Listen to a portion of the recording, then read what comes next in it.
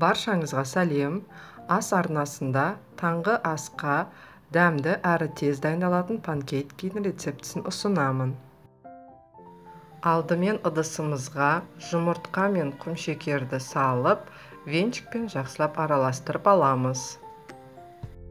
Сары майымызды ерітіп алып құямыз, және сүтімізді жылытып, оны да құйып, жақсылап араластырамыз.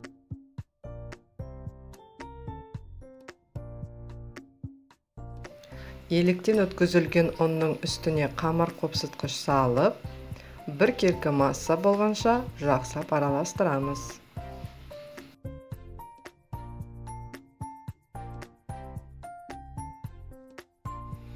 Осындай бір келкі қоймалжың масса шығу керек.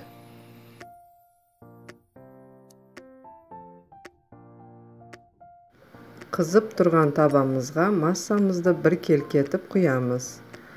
Осылай тесіктер пайда болған кезде екінші бетін аударамыз.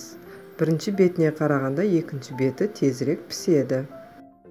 Ескерте кететін жағдай, табамызға май жақпаймыз.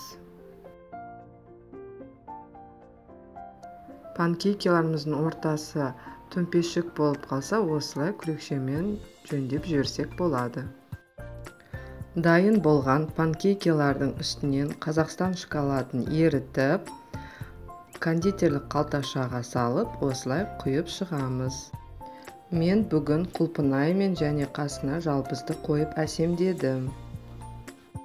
Панкейкаларымыз тез дайындалды және дәмді болды. Сіздерге де жасап көруге кеңес беремін.